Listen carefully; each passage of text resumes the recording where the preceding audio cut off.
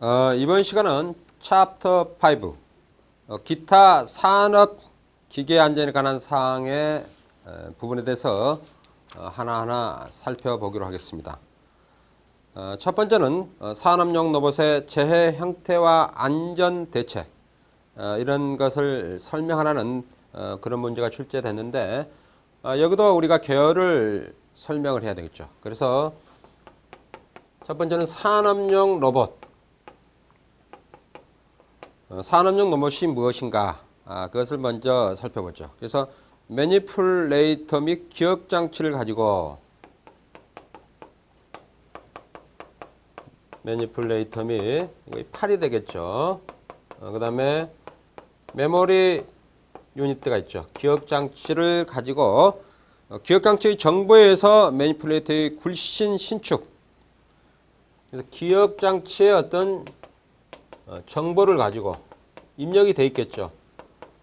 정보를 가지고 결국은 매니플레이트가 어떻게 됩니까? 매니플레이트가 굴신 신축 늘어나고 그 다음에 상하 좌우 이동을 하면서 인간이 요구한 그런 기억 장치대로 어떤 인간이 해야 될 그런 일들을 하나하나 해나가는 기계를 우리가 산업용 로봇이라고 그러죠. 그래서 산업안전보건법상 제외되는 로봇은 어떤 것이 있는가? 그래서 그런 것이 결국은 우리가 산업용 로봇이고 제외되는 산업용 로봇으로 제외되는 로봇은 어떤 것이 있는가? 이것도 알아둘 필요가 있겠죠. 전격 출력 80W 이하의 구동용 원동기. 전격 출력이 80W 이하. 그 다음에 고정 시퀀스 제어 장치의 정보에 따라 신축 상하 좌우 이동 중 한 방향으로 단조로운 운동을 하는 로봇. 그래서 단조로운 이동하는 로봇. R로 표시하겠습니다. 그 다음에 연구, 실험 또는 교육용 로봇. 그렇죠? 연구, 시험, 교육용 로봇.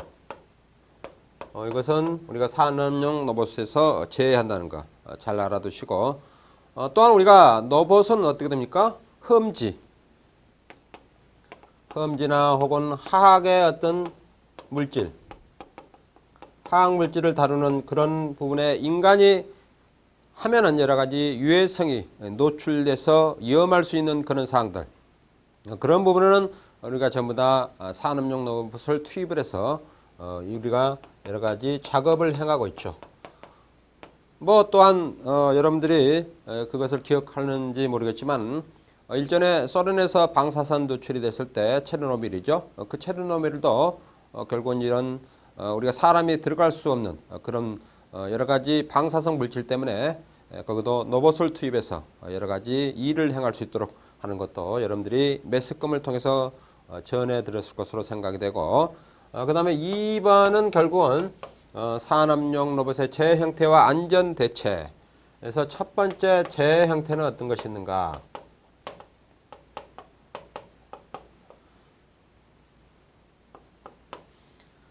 매니플레이터가 작동하는 이용구역의 접근에서 매니플레이터의 가격에 의한 재해.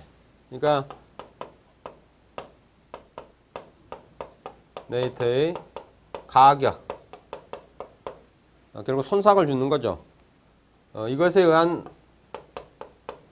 재해가 발생할 수 있고 결국은 앞에서 언급했듯이 굴신이나 신축, 상하 좌우로 운동하면서 결국은 그것을 우리가 사람이 그것을 결국은 기억을 시키겠죠. 근데 그 기억을 시켰는데도 불구하고 어떤 매니플레이터가 가격의 상태로 된다는 것은 결국은 노이즈가 결국은 거기에 노이즈가 투입이 돼서 거기에 결국은 여러 가지 에러를 발생하는 거죠. 사실은 에러를 발생하는 거죠. 그런 재해가 있고, 그다음 로봇의 정비 또는 시운전 중에 오조작으로 인해 매니플레이트한 가격재. 그래서 두 번째는 오조작, 오동작이죠. 오동작. 이것이 결국은 여기에는 여러 가지가 있습니다. 노이즈에 의해서 발생할 수 있고 또는 가전류에서 발생할 수 있고 뭐 여러 가지가 있죠. 그런 부분에서 그 다음에 순간적으로 어떤 단선이 돼서 발생할 수도 있고 원인은 여러 가지가 나올 수가 있습니다. 그것은 이제 우리가 충분히 검토를 해서 진행했죠. 이런 재해가 발생하고 있다는 것. 그 다음 두 번째는 로봇의 위험성. 어떤 것의 위험성을 가지고 있는가 살펴보죠. 매니플레이트 등의 빠른 움직임이 작업자의 판단을 어렵게 한다. 그렇죠? 빠른 동작이 작업자의 어떤 판단의 어떤 미스, 실수를 가져온다. 그렇게 볼 수가 있겠죠. 상당히 빠르죠. 여기서는 우리가 자동화 기기라든가 이런 로봇은 어떻게 되죠? 어떤 거기에 값이 입력이 되면은 그 값이 실제 작업을 하지 않을 때는 실제 이동할 때는 빨리 우리가 움직이고 그 작업하는 그 부위에 가서는 천천히 작업할 수 있도록 이렇게 전부 다 프로그램이 되어 있죠. 이동한 중에도 천천히 가면 그건 문제가 발생하죠. 시간이 많이 걸리잖아요. 그런 부분을 우리가 최소화하기 위해서 그렇게 하는 거죠. 그런 나중에 발생할 수 있고 조작기구 제작자가 복잡하여 운전 취급이 힘들고 오도 동작을 유발한다. 그 다음에 조작기구 복잡성. 그렇죠? 그래서 결국은 작업자가 운전하기 좋게끔 어디죠? 단순하게 하는 것이 좋습니다. 모든 스위치들은. 그것이 복잡하면 어떻게 되죠? 그것을 다 우리가 활용하려면 상당히 어렵고 또 그것을 기억을 해야 되잖아요. 근데 우리가 어떤 습관이라는 것은 어떻게 되죠? 순간적으로 어떤 위험한 사항이 발생하면 순간적으로 우리가 이렇게 어떤 동작을 할 수밖에 없죠. 그것은 본인의 어떤 살아온 습관대로 우리가 동작을 할 수밖에 없습니다. 그래서 그것을 단순하게 하는 것이 좋다. 뭐 예를 들어 지금은 스마트폰 시대지만 여러분들이 그 스마트폰의 기능이 얼마나 다양합니까? 그것을 우리가 다 사용하고 있지 않는 것처럼 여러 가지 우리가 기계를 다루는 데는 실제 필요한 부분만 실제 있어도 됩니다. 그런데 우리가 설계자들은 또 여러 가지 기능을 거기다 추가함으로써 그 기계의 어떤 값을 상승시키고 또한 그렇게 함으로써 고객이 또 그런 기능을 가진 기계 장치들을 우리가 또 이렇게 사용하려고 그런 욕망을 가지고 있죠. 그렇기 때문에 그런 문제가 발생할 수 있는 거고 로봇의 정지가 일시적인 것인지 대기 상태인지 고장인지 안전 정지인지 판단하기 어렵다. 그래서 로봇의 어떤 현 상태가 어떤 상태인지 우리가 그것을 확인할 수 있는 어떤 방법이 대단히 중요하다는 거죠. 그것을 우리가 위험성의 어떤 상태가 되는 거고 그 다음에 관련 기기의 고장으로 로봇의 작동이 뜻하지 않게 바꿀 수 있다. 그래서 관련 기기의 어떤 고장 이런 것들이 전부 다 위험성을 내포하고 있다. 자, 이와 같은 것을 하시고 다음 세 번째는 뭡니까? 위험성에 대한 안전 대책이죠. 위험성에 대한 안전 대책. 안전 대책은 어떤 것이 있는가? 그것에 대해서 살펴보죠. 안전 대책이 어떤 것이 있는가? 자, 방어 대책의 기본 사항이 있습니다. 방어 대책. 방어 대책의 기본 사항.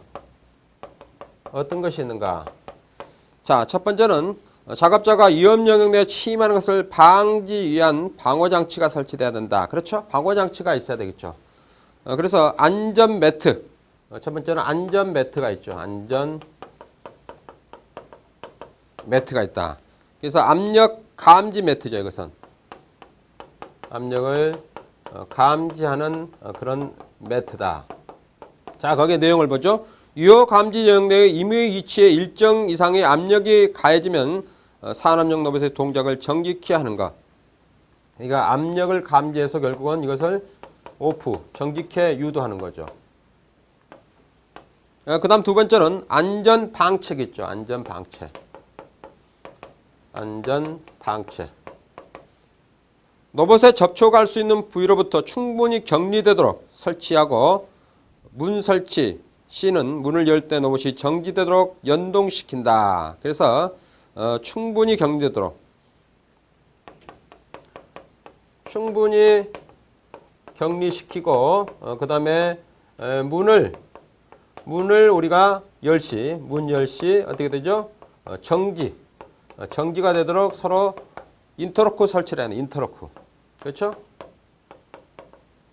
인터로크 회로를 구현을 시켜줘야 된다. 그러죠. 인터로크는 뭐죠? 서로 연계해서 이렇게 결국은 어떤 안전장치로 우리가 사용하고 있죠. 이것이 작동되면은 이것이 작동하지 않게끔 그렇게 해서 서로 어떤 위험 요지를 우리가 방지할 수 있도록 해주는 것이 인터로크 회로가 되겠죠. 그 다음에 센서. 빛을 발하게 하거나 초음파를 발하게 하여 사람의 접근을 감지한다. 그래서 센서라는 것은 결국은 어떤 사람 접근을 우리가 금지시키는 접근을 금지시키도록 우리가 센서가 거기에 우리가 로봇에 내재 있어서 가까이 오면은 여기서 로봇의 어떤 팔이 매니플레이터가 움직이는 그 어떤 바운다리에 사람이 접근하면은 로봇이 작동을 하지 않도록 그렇게 구현하는 것이 대단히 중요하겠죠. 그 다음에 두 번째는 설계 및 계획 단계에서의 방어집입니다. 설계 및 계획 단계. 설계와 계획 단계. 방어 조치. 자, 여기는 어떤 것이 있는가 살펴보죠. 첫 번째는 로봇의 잘못된 동작에 의한 위험을 방지하기 위해서 페일세이프 기능을 갖게 한다. 페일세이프 기능을 갖게 해야 된다. 그 다음에 두 번째는 정전 전압 또는 유공압의 변동에 의한 이상 발생 시 로봇을 정지시킨다. 그래서 정전이나 전압 혹은 유공압 이상 시 정지시키고, 세 번째는 관련기기의 고장 발생 시 로봇을 정지한다. 관련기기 고장 시. 그 다음에 네 번째는 상기에서 언급한 방어 장치를 구비시킨다. 그래서 이와 같은 것을 전부 구비하도록 해주고, 그 다음에 로봇의 관련기기의 이상 발생 시는 이를 외부에 알리는 알람 기능을 가진다. 그래서 기기 고장 시 알람 기능을 부여한다. 그래서 알람 기능을 부여하거나 혹은 경고등을 설치해서 어떻게 됩니까? 고장이 난 것을 사람에게 알려줘야 되겠죠. 그 다음에 로봇에는 동력 차단 장치 및 비상 정지 기능을 갖춘다. 그렇죠? 동력을 차단하거나 비상 정지. 반드시 모든 기계에는 비상정지 시스템, 이머전시 버튼 스위치가 전부 다 우리가 내재되어 있죠. 모든 기계들이. 그다음에 사용에 필요한 부분에는 협착, 충돌, 말려 들어감, 전단 등의 우려가 있는 위험 부위가 없도록 한다. 그래서 저한테는 우리가 여러 가지 그런 안전망을 설치한 것이 좋겠죠. 그 다음 특수 환경에서의 로봇은 그 환경에 적합한 재료, 구조 및 기능을 갖도록 한다. 특수 환경이라는 것은 예를 들어 그때 상황에 따라서 우리가 로봇에 여러 가지 재료라든가 그 다음에 구조를 우리가 거기에 맞게끔 해서 우리가 결국 투입을 해야 된다. 이런 의미가 되겠죠. 예를 들어 화학 공장에서 예를 들어 어떤 로봇을 사용합니다. 산업용 로봇을 사용하면은 그거에는 화학 물질들은 상당히 부식을 유발시키는 물질들이 많습니다.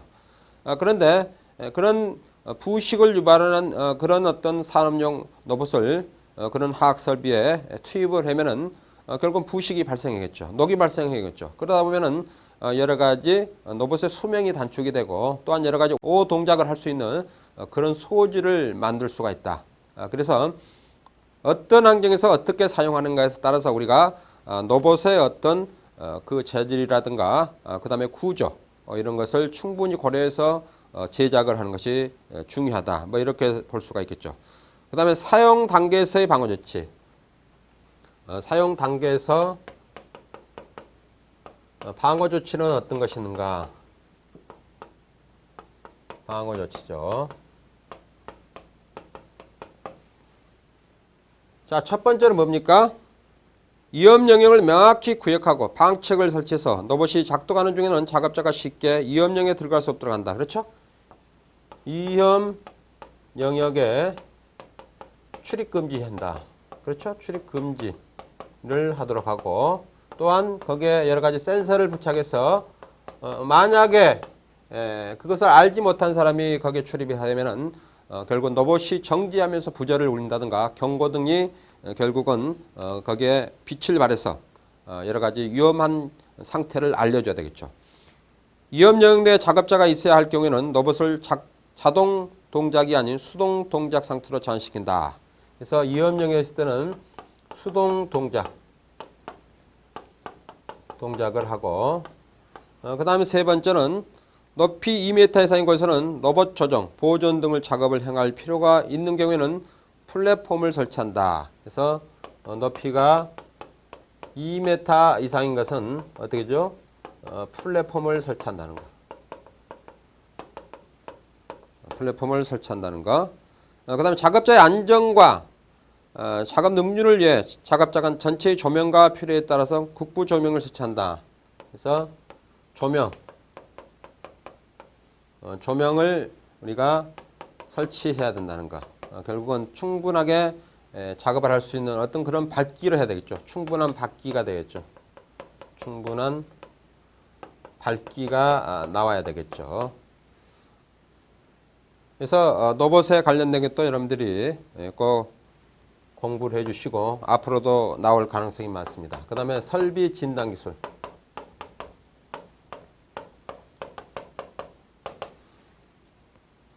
자, 이 설비 진단 기술도 자주 출제가 됩니다. 여러분들이 정확하게 알아두시고 여기는 개요가 없이 내용이 많기 때문에 설명을 진행하도록 하겠습니다. 계열은 설비 진단. 설비를 진단을 왜 합니까? 결국은 우리가 그 설비의 여러 가지 이상 징후를 우리가 조기에 발견해서 그것을 우리가 수리하고 또한 교체하고 그렇게 함으로써 설비를 더욱더 수명을 연장할 수 있는 조건을 만들고 그것이 결국은 기업의 어떤 생산성과 연계가 돼 있고 또한 안전사고와도 연계가 돼 있죠. 그런 것을 우리가 하기 위해서 결국은 설비를 진단하고 예측하고 진단하는 것은 결국은 우리가 설비를 예측하는 겁니다. 무슨 예측을 합니까?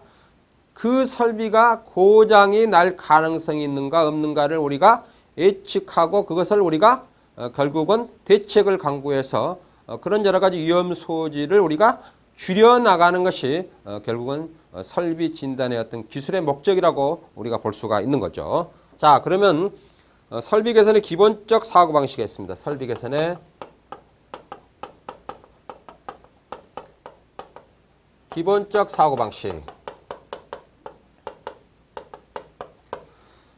자, 만성 로스와 돌발 로스가 있습니다. 상당히 중요합니다.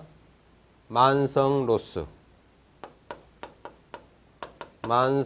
로스와 그 다음에 돌발 로스. 만성 로스와 돌발 로스는 뭡니까? 만성적으로 우리가 어떤 습관처럼 어떤 손실이 발생하는 것. 그것을 우리가 의미하고 있죠. 그래서 그것은 우리가 어떤 인간들도 결국은 사람에 따라 다 습관이 다르잖아요. 어떤 사람은 습관이 아주 잘 돼 있는 그런 사람이 있는 반면에 어떤 사람 습관이 잘못돼서 항상 다른 사람을 하여금 지적을 받는 경우도 많습니다. 그것은 고쳐 나가야 되겠죠. 그렇지 않으면은 평생 동안 살아가면서 다른 사람에게 그런 습관으로 인해서 자기 어떤 신뢰성을 잃어나가는 그런 삶을 살 수밖에 없는 거죠. 그래서 여기서 만성 로스와 돌발 로스. 자, 거기에 내용을 한번 보죠. 만성에는 항상 동일 현상이 어떤 불일정한 범위에 발생하는 것이고, 그렇죠? 동일 현상이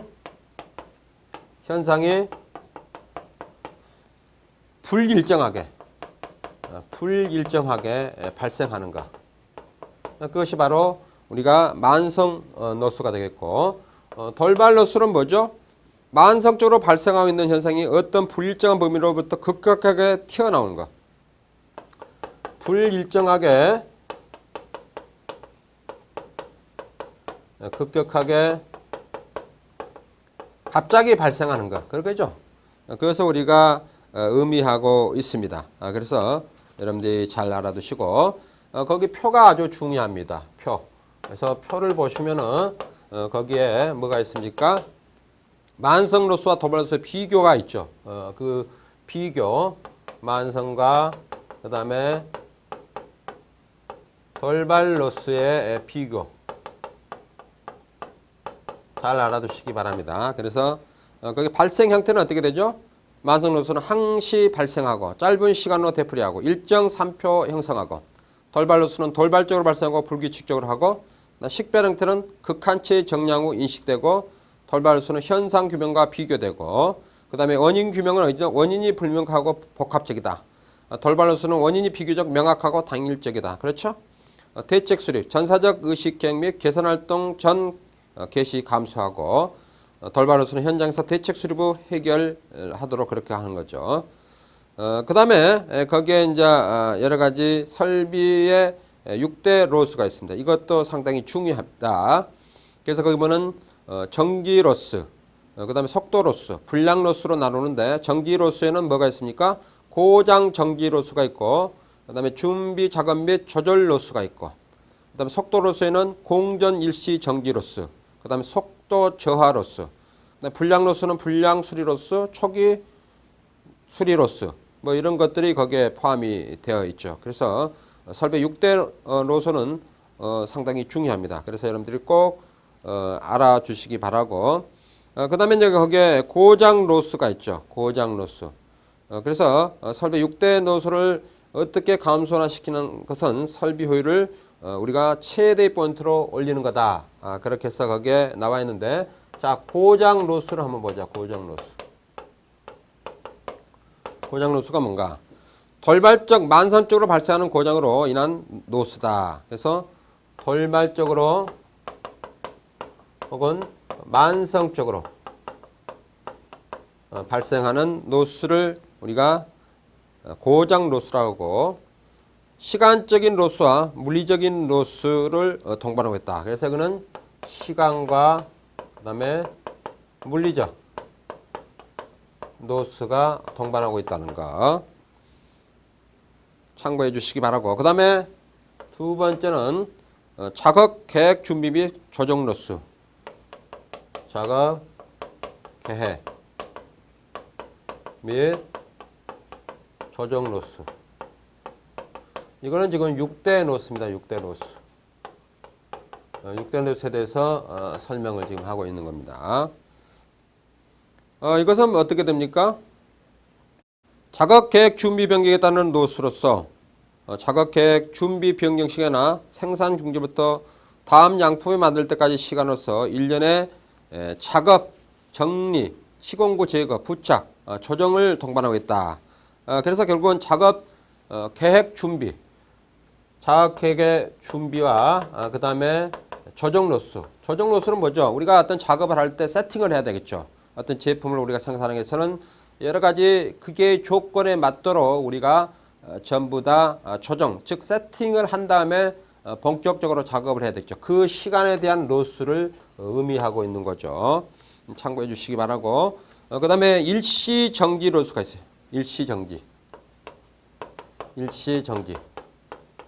혹은 이것은 공전 로스, 공회전 로스죠. 일시 정지 로스는 말 그대로 기계에 어떤 문제가 발생했을 때 우리가 그것을 정지하겠죠. 그래서 고장이 났다든가 갑자기 어떤 제품이 우리가 작업 중에 끼었다든가 예를 들어 프레스를 예를 들면 프레스 금형에서 계속 제품을 타발해서 생산하고 있는데 그 스크랩이 이송 중에 어디에 걸려서 이송이 안 되다는가 뭐 이렇게 하면은 계속 어떻게 되죠? 소재를 타발할 수가 없죠. 그런 부분. 그러니까 그럴 때는 어떻게 되죠? 기계를 일시적으로 우리가 정지해서 그런 부분을 우리가 전부 처리한 다음에 다시 또 진행을 해야 되겠죠. 그 다음에 속도로스입니다. 속도. 속도로스는 결국은 생산성이죠. 생산성과 연계가 되어 있죠. 그래서 예를 들어 뭐 프레스 기계 예를 들면은 분당 뭐 타발수가 SPM이 한 100이다. 100인데 프레스 금형에서 예를 들어 뭐 한 번 타발하는데 6개씩 나온다. 뭐 6개씩 나오면은 어떻게 되죠? 분당 600개의 어떤 600개의 제품이 결국은 타발이 되겠죠. 그런데 SPM이 뭐 한 60밖에 안 된다. 뭐 이러면 어떻게 돼? 66은 36, 360개로 줄어드는 거죠. 이와 같은 어떤 문제에 대한 로스가 발생할 수 있다. 그것을 의미하고 있는 거죠. 그 다음에 불량 수리 로스. 불량이나 수리 로스가 발생할 수 있겠죠. 이것은 뭐 정기적으로 우리가 정비를 하면은 결국은 정비와 서로 연관이 됐겠죠. 정비를 제대로 하면은 우리가 생산 과정 중에 불량이 어떤 수리를 하는 그런 것은 발생하지 않겠죠. 그런데 그런 것을 제대로 안 함으로써 어떻게 되죠? 결국은 로스가 발생할 수 있다. 그 다음에 초기 수율 로스입니다. 초기 수율 로스. 초기 수율 로스가 있다.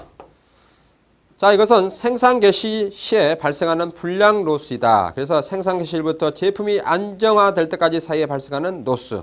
그러니까 결국은 이것은 우리가 어떤 기계를 금형을 새로 제작해서 프레스 기계에 세팅을 했습니다.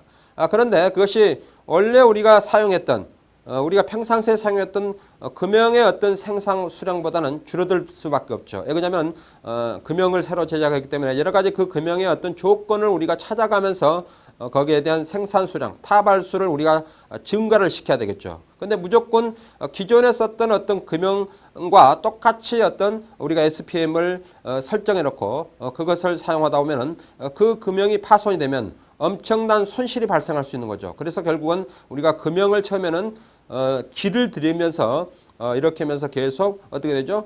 그 어떤 운동할 수 있는 그런 영역을 계속 이렇게 활발하게 할 수 있도록 그렇게 하면서 결국은 SPM을 상승시켜 우리가 작업을 해야 된다. 그런 의미와 관계가 있는 거죠. 그 다음에 만성 로스의 대책이 있습니다. 대책. 만성 로스의 대책. 어떤 것들이 있는가 살펴보죠. 돌발 로스는 손실이 크기 때문에 곧 대책이 수립되지만 만성 로스는 일회당 손실이 작기 때문에 놓치는 경우가 많다. 그렇게 해서 거기에 여러 가지 대책이 나와 있죠. 그래서 거기에 보면은 고장률 3에서 5%, 고장률 11%, 고장률 ppm 단위로 이렇게 해서 대책이 있는데 그것도 여러분들이 참고해 주시기 바라고. 그 다음에 열화. 열화가 있죠. 열화. 자, 열화는 뭐죠? 내적 외적인 변화에서 시간의 경과와 더불어 돌발 고장이나 만성 로스의 원인이 된다. 그렇죠. 열화죠. 그래서 어떤 열화가 발생하지 않도록 우리가 유도하는 것이 상당히 중요하다. 뭐 이렇게 볼 수가 있죠. 그래서 열화의 종류는 자연 열화와 강제 열화가 있다. 자연 열화와 강제 열화가 있다는 거. 이것도 기억을 해 주시기 바라고. 그 다음에 복원 있죠. 복원이라는 것은 여러 가지 상태로 원상태로 복귀할 수 있도록 그렇게 해주는 것이 바로 복원이죠. 복원. 리커버리가 되겠죠. 그래서 복원.